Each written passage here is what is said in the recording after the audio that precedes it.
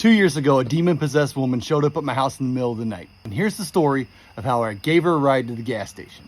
So one night in 2021, I am fast asleep, and I hear the sound of my son's voice saying there's a woman outside. And immediately, my brain snapped into high gear. I jumped up out of bed, threw my shoes on, and ran outside. My son and my nephew are pointing out the window at the patio. They said she's standing right there. I go out there and she's not there. I walk around to the front and I don't see her anywhere. And this is when I get the bright idea to jump my happy ass in my truck and go looking for her. I don't know why I got in the truck and drove through the cemetery looking for this lady that was just in my backyard. So I get in the truck and I drive to the cemetery. I see her immediately down by my mailbox. I pull up to her and I jump out of the truck and I say, "What were you doing in my backyard?" She immediately throws her hands up in the air like I'm the police. I'm not the police. She says she's staying underneath the bridge, which tracks. There's homeless people that sometimes sleep underneath the bridge, and at the time there was a campment down there. She says she was lost and she has no idea where she's at, and she came up into my backyard looking for somebody. I look at her and I notice she's got no shoes on, so I start feeling bad for this woman. I asked her if she needs anything. She said she would like a ride back down underneath the bridge. I said, "Do you need anything else? Because I really don't want to do that." And then she says she's thirsty. And my heart breaks for this woman because I did not know what this woman was about at this time. I tell her to get in the truck, which, why? Why did I say that? Why did I tell her to get in the truck? I don't know. Before she gets in the truck, she tells me she can't get in the truck without telling me how old she is. And she tells me she's 32 years old. I asked her for her name and she would not give it. She gets in my truck and we began to drive the 100 yards or so to my house to get her a bottle of water. In the meantime, she starts speaking in code. When I say she was speaking in code, she was saying stuff like Alpha, Bravo, Charlie, yada, yada, yada. Military code. I asked her where she's from. She says Area 51. Immediately, I'm thinking this woman's just doped out. We pull into my driveway. I walk up to my wife. My wife's on the front porch with my son, and she's asking what's going on. The woman gets out of the truck behind me as I'm telling my wife that I need a bottle of water and I'm going to drive her down to the bridge. She's living underneath the bridge.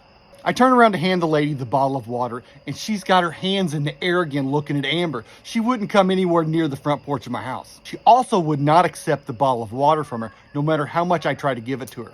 She said, "I can't touch that, I can't take that," kept saying it over and over again, said she wanted to leave. I said, "Okay." I look at my wife and my kid, and I say the line that you're not supposed to say in scary movies, "I'll be right back," because I wasn't right back. Not for a long freaking time.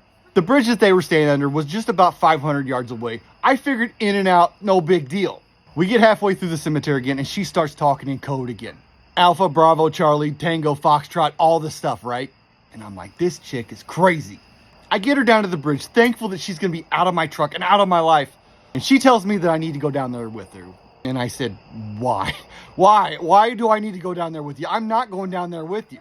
She says, "I don't know who's down there." I said, "I don't know who's down there either. I am not going down underneath that bridge." Well, she says, "I'm not going down there then." I said, "Well, what do you want me to do?" She says, "Keep driving." I'm like, "On the other side of the bridge?" I thought she meant to drive on the other side of the bridge. So I start driving across the bridge. I get to the other side of the bridge and she says, "Keep driving." I said, "Lady, I don't know where I'm going. Where do you want me to go? I can take you to McDonald's." She says, "Don't take me to McDonald's." I said, "Okay. What about this gas station right here?" "No, I can't go there either." Like she was scared. I said, "Lady, you're not staying in my truck. I have to drop you off somewhere. I'm going to take you to Walmart." She says, "Okay." I pull into Walmart parking lot, and that's when I realized I don't have my cell phone on me. I have no way of contacting my wife, the police, a priest, which I think that I needed later on. He wouldn't get out of the truck at Walmart neither. I said, "Lady, where do you want me to take you? I can't be driving you around all night long." It was like 1:30 in the morning at this point. She says, "I need to go to a park." I said, "Okay, it can't be a state park. It has to be a municipal park. I cannot walk into a state park." I'm like, what the hell did this chick do? You can't walk into a state park? Damn it, man. I said, "I know just the place. It's a city park just across town. 5 minutes away. I can get you in and out and we'll be done with this shit." We start driving. She starts speaking in code again. Alpha, Bravo, Charlie, yada, yada, yada. But this time I realize what she's doing. She's spelling words with Alpha, Bravo, Charlie. She was reading street signs. I said, "Ma'am, are you speaking in military code?" And at that point, she starts laughing. My skin starts crawling, and she starts speaking in Latin. And the only reason I know it's Latin is because I watched enough episodes of Supernatural to realize this lady is speaking in Latin. I got goosebumps all over my body. I wanted to jump out of that truck at that moment. I told this lady to shut her mouth because she was freaking me out. She starts laughing. My skin starts crawling again. She starts singing 2 Tickets to Paradise, like belting it out. I'm in complete and utter shock at this point. I can't even make a sound. Then she starts singing the song Lola, which for some reason creeped me out even worse. And when she would stop singing, she would start laughing. When I pulled into that park, I was so ready to get her the freak out of my truck. But she wouldn't get out of the truck. Like, lady, you gotta get out of the truck. I gotta go home. She says, I'm not getting out of the truck unless you get out with me. So I turned the key off, exited the truck, opened the door for her, and let her out. I went to get back in the truck, and she blocked my path. She says, I need to tell you something. She pulls out a piece of paper out of her pocket, which I didn't know what it was. It was about this big. And she starts reading. But at this point, she was dead serious. She called me by my name, which I have not given her up until this point. And my heart dropped into my stomach. She says, Mark Allen, listen to these 4 things. I said, lady, I'm not listening to shit. I'm not listening to nothing here. She says, no, you need to listen to these. And I looked down, and she wasn't reading a little tiny piece of paper. It was a tag off of her shirt. Damn it, man. I said, lady, that's a tag off of her shirt. She says, you can't see this? I said, no, I don't see anything. And she started to read again. She says, Mark Allen, Matthew says to put off the lusts of the flesh. I almost had a panic attack at this point. I was hoping that the police would drive by and I would just start waving my arms saying, get me the freak away from this woman. She continues reading, saying, Mark says that there is no hell. Lucas says to forget everything you know because it was all wrong. She started to tell me what James said, but I cut her off. I said, lady, you need to shut your mouth right now. And she started laughing. I said, in the name of Jesus, shut your mouth. This lady shut her mouth, went completely silent, but got so freaking mad at me. I said, this lady's demon possessed. I said, lady, I'm leaving. And she walked back around in the car and got in the car. I had locked that fucking door. She still was not saying a word.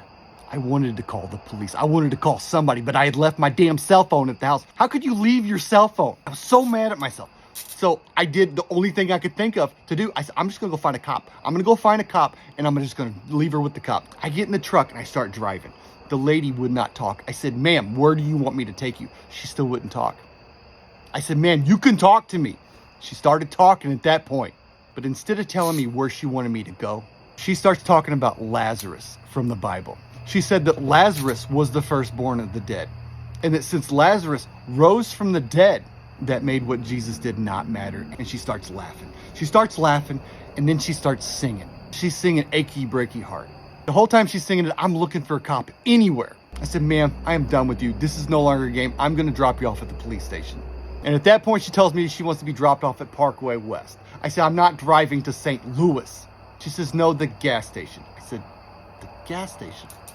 And then I realized where she's talking about. It was a gas station across town. I said, perfect. I drive her over to the gas station. She says she won't get out of the truck again. But this time, I got lots of witnesses. I got all kinds of people seeing that she's going to be a weirdo about this.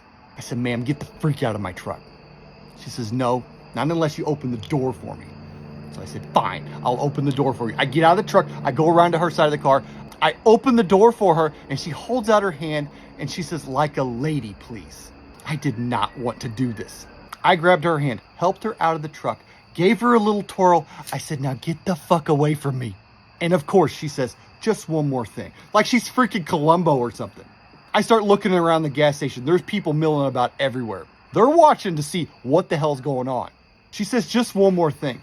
I need to tell you about my enlistment date.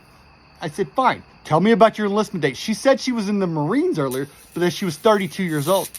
I said, what was your enlistment date? She said, August 21st, 1998. And my heart went down into my stomach again. I almost threw up. August 21st is my birthday.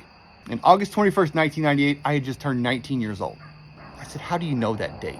She says, I know everything. I felt like I was dreaming. And she starts laughing again. I reached in the truck to get the bottle of water. I took one step towards her, and she took 2 steps back from me. I tried to hand her the water. She wouldn't take the water. I tried to give her the water one more time. She would not take the water. I don't know why I was trying to give her the water. So I stuck the water bottle in my pocket. I walked around the truck, and she said something to me. I said, lady, I'm done with you. I'm no longer listening to you. I'm going home. Have a nice life. I walked around the truck. She storms off into the gas station. Then I remembered I'm married. My wife is going to freaking kill me. I drove across town, pulled into my driveway. I am sweating. Anxiety. There's no way I'm going to fall asleep.